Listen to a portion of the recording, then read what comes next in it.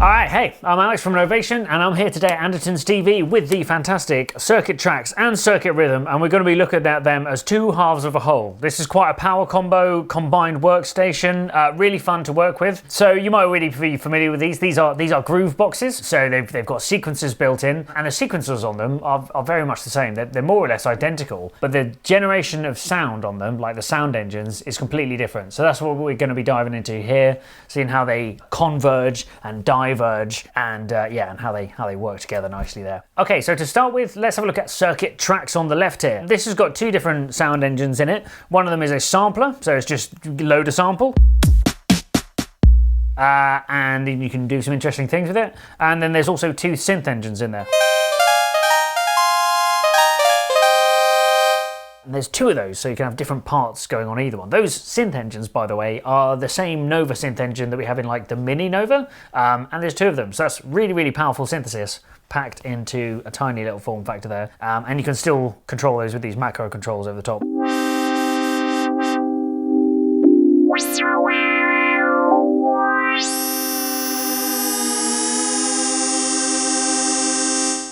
Wow. Okay, so that's the synth engine side of things. We'll start easy though. Let's start on the sampling side of things on tracks. I'll pick a sample on my first drum track. Let's get a kick, and I'm just going to put that here and here on the sequencer. If I press play, they're synced up, so you'll see they're both sort of playing sequencers left and right.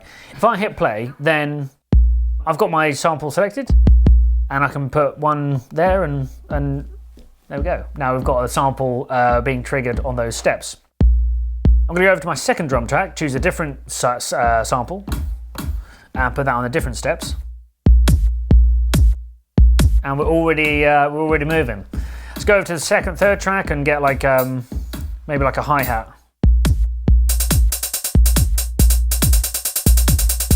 We can set different velocities on these just by selecting the step and then choosing the velocity along the bottom. So you hear that? It's like really quiet velocity on the first one. On the second one, I'm going to make it slightly higher velocity. On the third one, even more, and so on. Let's just do that all the way across.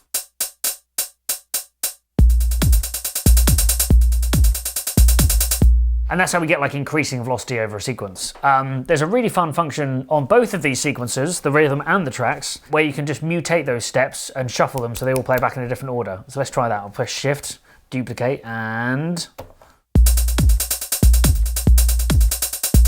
all right, there's a bit more movement now. This is also a good chance to show you how we can change these samples in the sample engine on tracks as well. I'm going to hit record, press play.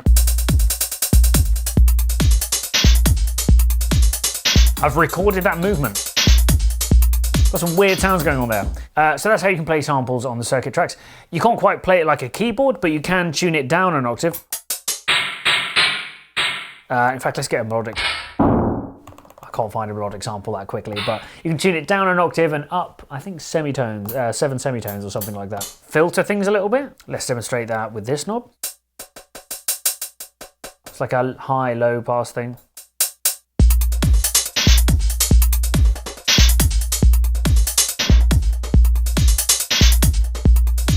And we also have an envelope we can apply to it. Make it a bit snappier.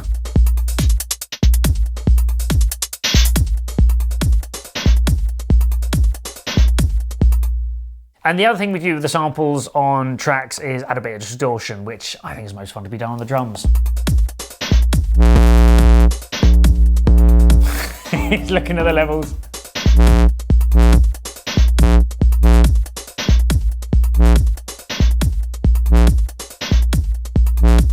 So that's what we can do on the samples on tracks. You can do a lot with that. You can move around a fair bit, but there is further to go when we get onto Circuit Rhythm. Circuit Rhythm's got an entirely different sample engine. We started completely again from scratch on that. And given that there's more space to play because it's sampling only and no synthesis, there's a lot more capabilities in terms of how far you can go with those samples. Like you can tune it up or down over a range of 7 octaves, for example. There's slightly different distortion, sloping on the envelopes, and filtering. I was going to jump into that later, but actually let's pop across to that in a second. But we'll just finish off looking at tracks here and look at the different synth engines we've got as well. Well, it's the same synth engine, but copied over twice. So let's have a look at some of these synth presets.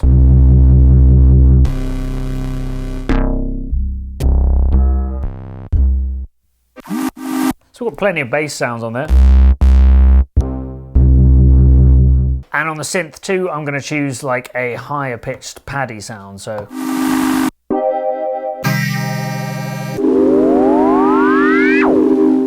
get some interesting sounds there.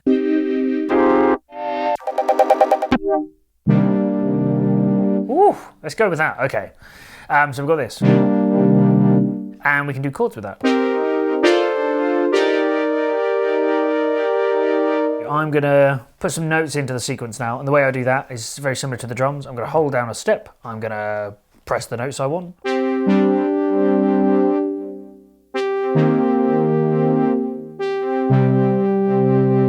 And now we should get... Okay, interesting. Just moving across the mixer page for a second now, that bass drum's getting a bit much, so I've just turned it down a bit here. We've got a mixer page, so turn everything in and out. We can also pan things as well, so modulate the panning. Oh, that's going to get a lot. I'm going to start feeling seasick if I keep that going. Okay, so let's bring those back in and get back to the synth engine.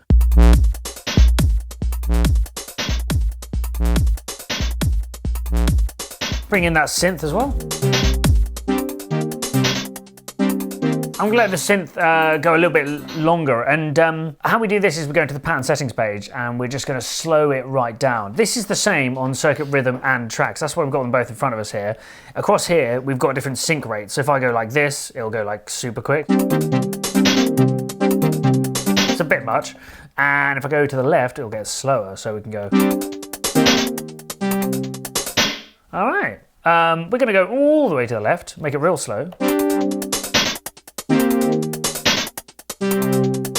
And I'm going to increase the gate length of those notes as well. Again, we've got gate length on the rhythm as well. So these sequencers, really, the useful thing about using them as a power combo is that when you're familiar with one of the sequencers, everything's transferable onto the other sequencer as well. But they just got different ways of going with those sequences. Let's add some gate length onto these notes. And now they should ring out.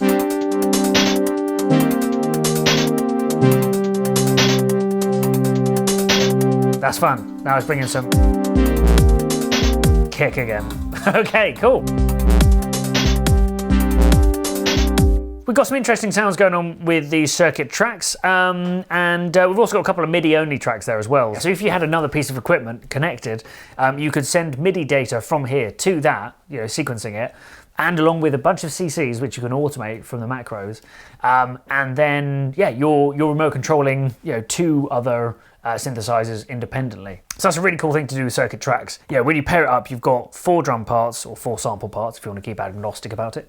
You've got 2 synth parts and 2 MIDI sequencer tracks as well. With those synths that we mentioned, these hypothetical synths that are being sequenced by circuit tracks, you may have noticed on the back panel, we also have audio inputs as well. So you could get the audio output of the synths that you're sequencing and then plug them into the inputs on circuit tracks, so that then you just get a stereo sort of output from tracks with everything mixed into it. You also get mixer channels on the mixer page to like pan and deal with the volume of those inputs too. You can also add reverb and delay to those synths as well. So it's really an awesome like starting point with your sampling and your synthesis.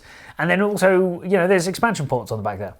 Like if you're gonna get, like the DLC, that's what we got on the circuit tracks. That brings us on nicely to the workflow that we've got here. You'll see on the circuit rhythm, we've also got some audio inputs, and what you're hearing is made really nice and easy for Taylor over there. Is that we've got the audio coming out of circuit rhythm. It's also got the circuit tracks audio in there as well. We're just going circuit tracks out of here straight into circuit rhythm. We can like control levels a little bit from circuit rhythm and also sample it and add some really fun performance effects as well. So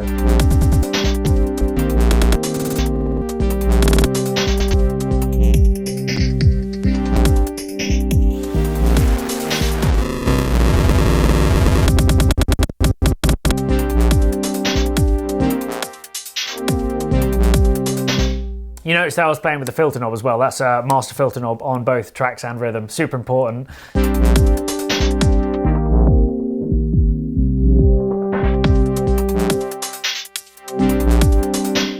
So there's loads of fun to be had with that. We've spent quite a bit of time with circuit tracks here. I want to put us onto circuit rhythm now, and I'm going to start by showing you the sampling capabilities by sampling circuit tracks into it, right? If I go to the sample record page, bear in mind circuit rhythm is sampling only, so it can only deal with samples, but it can go a lot further with the samples that it's got. First of all, you can record samples onto circuit rhythm.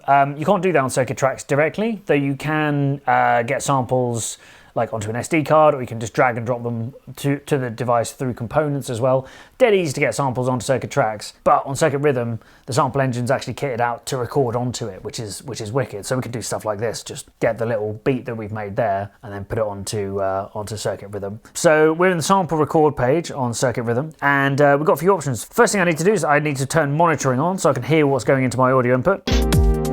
MN for monitoring. Then I need to set the threshold. So what the threshold does is just means that it won't start recording until a threshold has been breached, right? So I could stop it, click record when threshold's on, and nothing's going to start recording yet. That means I don't have to be like, if I was recording a guitar, I don't have to like press record and then pick at the same time, you know, being in two places at once. Or I don't have to trim the loop afterwards. We do have a dampener as well if the audio coming in is too hot. If we go to this one, we can also resample as well. So everything that's coming out of circuit rhythm, we can resample it back into itself, which is kind of nuts because you can get to a really crazy place with this, then sample it, and then go crazier. Let's record this sample that we've got of circuit tracks. And we're also just going to do it with a fixed time as well. So if I turn this on, fix, we're on fixed time. We're going to set that to be like, I think 4 bars or something. If I hit record now, it's only going to record 4 bars to the given tempo, which is super handy. So between threshold being an automated trigger of when to start recording, when it hears noise, and the fixed time being an automated trigger for when to stop recording, we're not going to have to trim this loop at all once we've done. So all I need to do now is trigger play, let the machines do the rest. Hands free. Easy as that. That's just recorded that whole sample onto the circuit rhythm. Yeah, here are my samples on the circuit rhythm.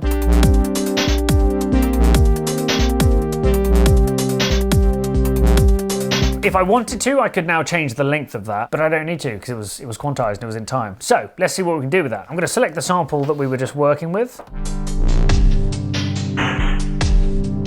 And I had it detuned already. I've spoiled the surprise.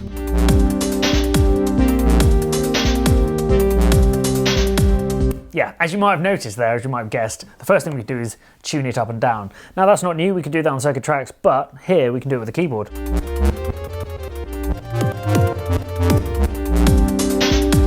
We can also change the length of it, because that, you know, goes on a little bit sometimes, doesn't it? Just make it like a one hit. Put a bit of slope on there as well, so it's like enveloped, it's a smooth off, it's not like a hard off. Or like a softer out as well. Like a slower attack. So you can have a lot of fun with that. I've gone off the rails entirely, I've distracted myself. Here's how many octaves we can tune it up and down by.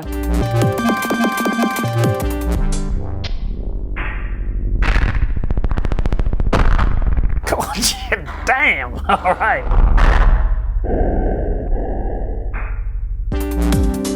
That's crazy.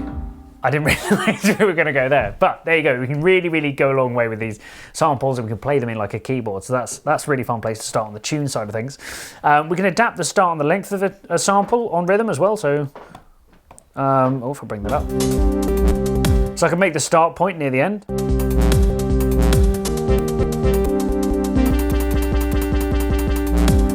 And this comes in really handy if we set the sample to be a looping sample as well. So I'm going to go to sample mode, put it into loop, so that when it reaches the end of the sample, it'll just start right back at the beginning. Let's hear that.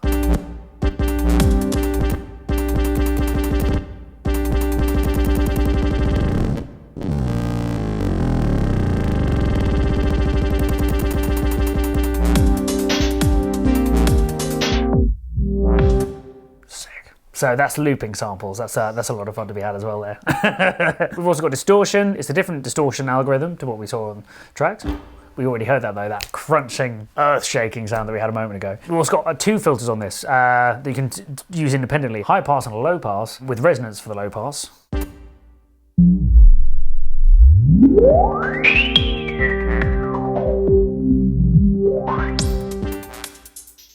That high pass as well, really useful for gutting out the low end. And so that's just everything that you can do across the macro knobs, but it doesn't stop there. Where it gets really crazy is with the slicing workflow as well. But before I do that, just real quickly, we can also reverse them, you know, which is kind of fun, and have them like gated and all sorts of things like that. Let's now try that same sample that we've recorded and then like slice it up. 16, 8 or 4 slices. I'm going to put it into 16 samples, and now we can play those independently.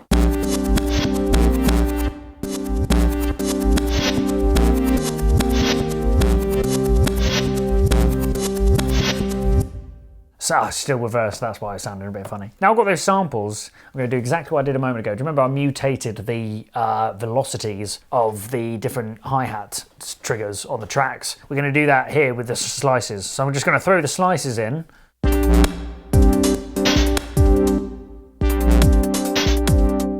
And then mutate them.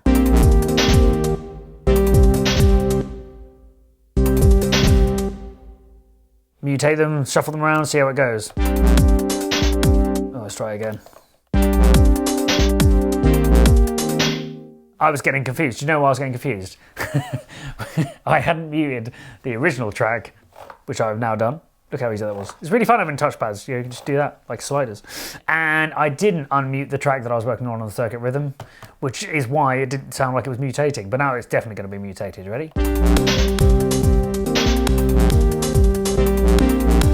Sounds a bit crazy and chaotic. We can just mutate it again if we don't like it. And we can detune it.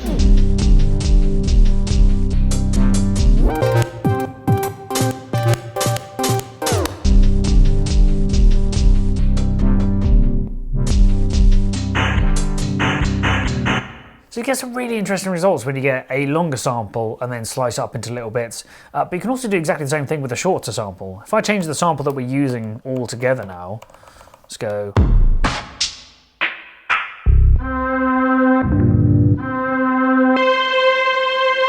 So that's like a long violin hit. If I press play, that's going to be sliced up into 16 individual bits and they're going to come out all janky. Just going to speed up the sequence a little bit.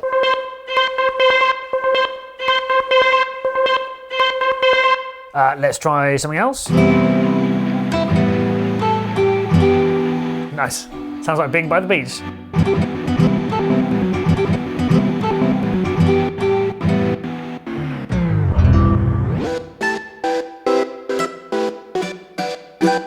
Add a bit of delay onto that. This is what we can do on both circuit rhythm and tracks, is we can add delay onto each track. So let's hear that. We can change the delay time as well. Whoa, kind of fun.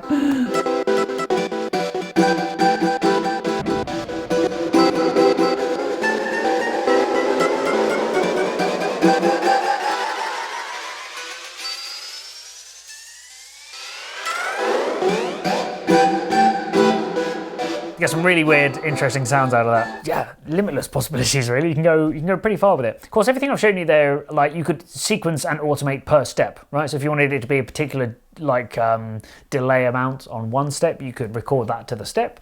If you wanted the distortion to be a particular amount on one step, you record that to the other. Pretty open-ended. We've looked at tracks for a little bit, we've looked at rhythm for a little bit. Let's just have a look at a couple of projects that I've lined up where they both play nicely together. So if I Blue Peter it and go to something I prepared earlier, if I hit play here, we'll get like a sequence from circuit rhythm, which I can break down into parts. You know, I've got like there's a kick drum,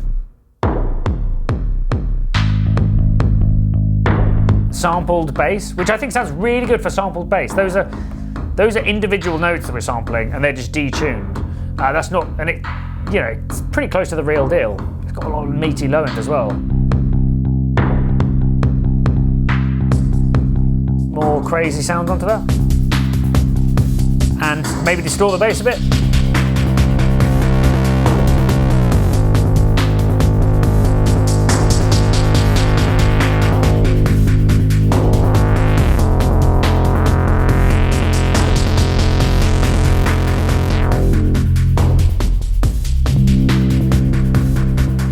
So we've got something going on with the circuit rhythm here. I'm just going to take out a couple of these drum tracks, and I'm going to use some of the drum tracks that we built up in Circuit Tracks.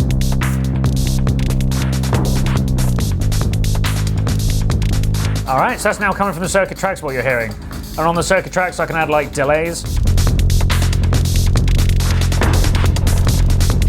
Yeah. Filter the Circuit Tracks individually.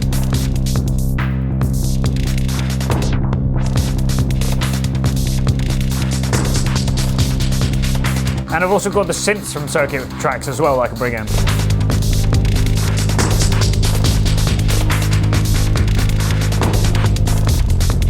Okay, so we've got different sounds coming from Circuit Tracks and Circuit Rhythm, and I think just to play us out, at the very end of the signal chain on all this stuff, on Circuit Rhythm, there are some brilliant performance effects. So if we go to the grid effects page here, we've got like end of signal chain effects. So these are like performance effects that you would do in a live context, and they sound a bit like this. We've got like we've got like a beat repeat. It takes a buffer, samples it, and then repeats it.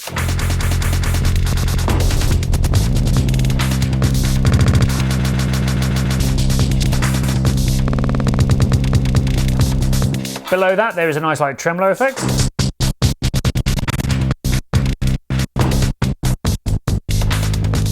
That works really nicely in combination with the beat repeat. We get the iconic transition. Yeah, right. And then there's over here's the reverse effect. And that's the same as the beat repeat, but it just gets the buffer and reverses it, as you might expect.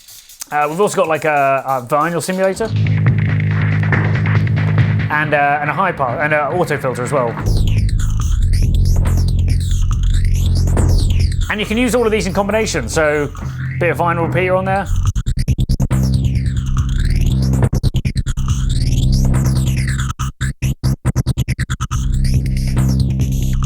And there's even more that we threw in like later in a firmware update. If I change this, it's like now going to be a bit crusher.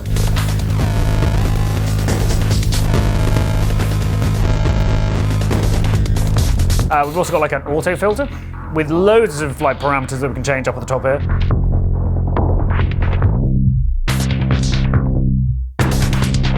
Wavelengths, stuff like that. Speed, wave shape. I don't even know where I am here. This is sick. Okay. Yeah, and you can change all these different parameters. So I could like hold the beat repeat and then change the timing from there as well.